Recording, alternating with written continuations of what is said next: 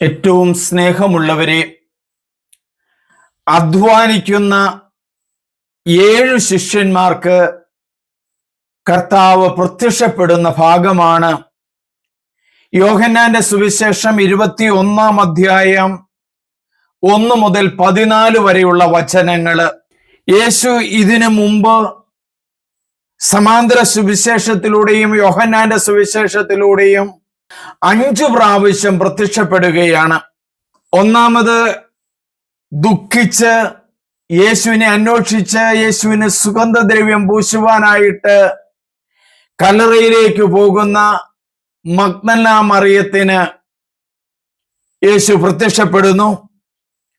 രണ്ടാമത് ഭയം നിമിത്തം വാതിൽ അടച്ചിരിക്കുന്ന ശിഷ്യന്മാർക്ക് ആ വാതിലിന്റെ ഉള്ളിൽ കയറി യേശു പ്രത്യക്ഷപ്പെട്ട് സമാധാനം ആശംസിക്കുന്നു.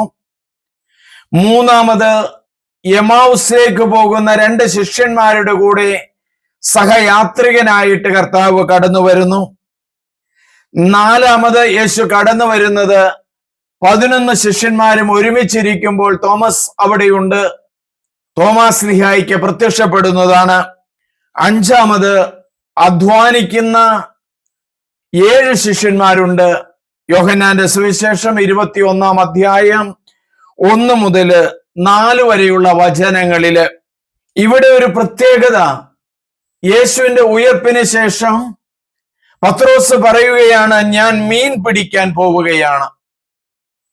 യേശു അനുഭവമുണ്ട്, യേശുവിന്റെ വചനം കേട്ടിട്ടുണ്ട്, യേശുവിന്റെ രോഗശാന്തി കണ്ടിട്ടുണ്ട്, യേശുവിന്റെ പീഡാസഹന വേളയില് യൂദാസ് ഒറ്റിക്കൊടുക്കുമ്പോൾ പത്രോസ് വാളെടുത്ത് അവിടെ ഉണ്ടായിരുന്ന യേശുവിനെ അറസ്റ്റ് ചെയ്യാൻ വന്ന ഒരു പരിചാരകന്റെ ചെവി ഛേദിച്ചു കളഞ്ഞിട്ടുണ്ട്. ആ പത്രോസ് പറയുകയാണ്, ഞാൻ മീൻ പിടിക്കാൻ പോവുകയാണ്. കർത്താവേ, ഞാൻ നിന്നെ സ്നേഹിക്കുന്നു എന്ന് അങ്ങേക്ക് അറിയാമല്ലോ. ഈ പത്രോസ് യേശുവിന്റെ ഉത്ഥാനത്തിന് ശേഷം പറയുകയാണ്, ഞാൻ മീൻ പിടിക്കാൻ പോവുകയാണ്. ആര് ദൈവിക ശുശ്രൂഷ ചെയ്താലും മാനുഷികമായിട്ടുള്ളതാണ് ഡ്രൈവ്സ്.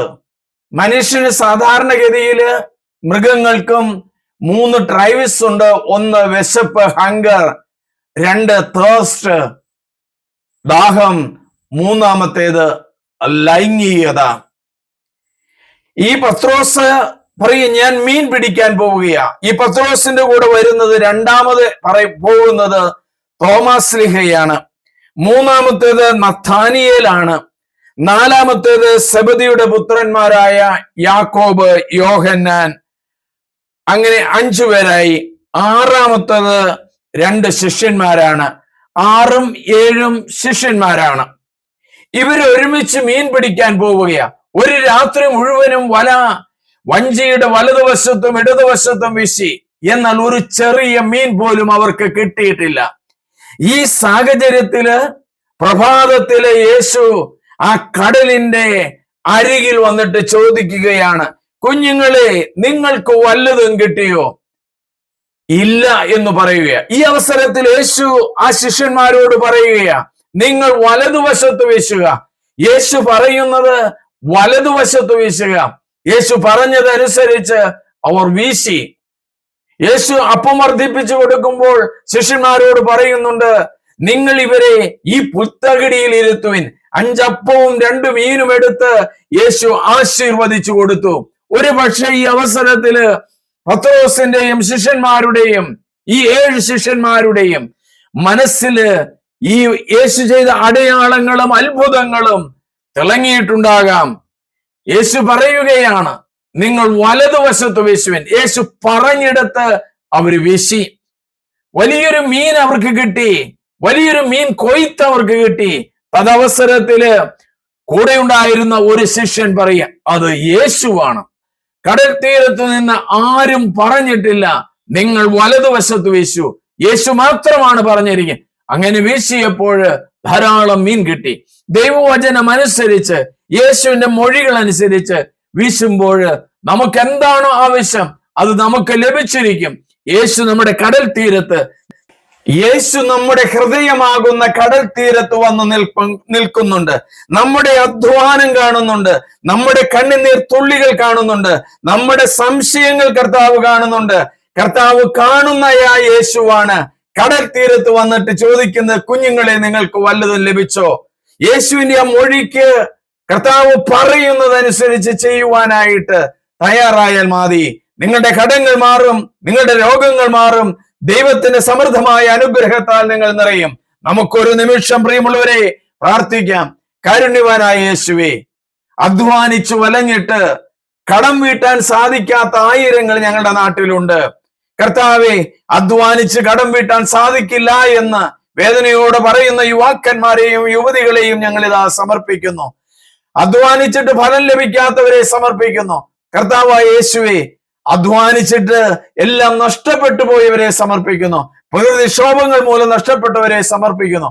കർത്താവെ, ഞങ്ങളുടെ ഭവനത്തിൽ അങ്ങുണ്ടാകണമേ. കർത്താവെ, ഞങ്ങളുടെ കൃഷി സ്ഥലത്തുണ്ടാകണമേ. ഞങ്ങളുടെ യാത്രകളിൽ ഉണ്ടാകണമേ. ദൈവമേ, അങ്ങയുടെ അനുഗ്രഹത്തിനായി ഞങ്ങൾ ശിരസ് നമിക്കുന്നു. അങ്ങയുടെ വചനങ്ങൾ ഞങ്ങൾ ഉൾക്കൊള്ളുന്നു.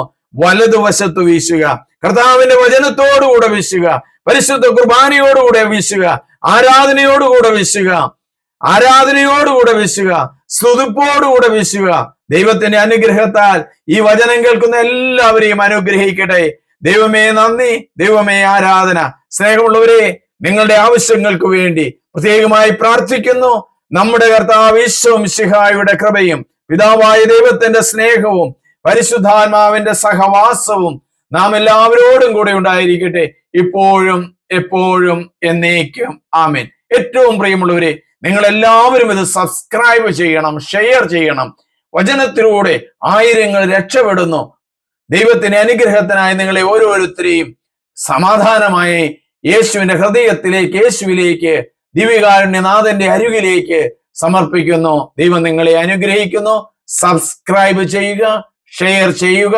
എന്റെ പേര് സണ്ണി പുൽപ്പറമ്പിൽ.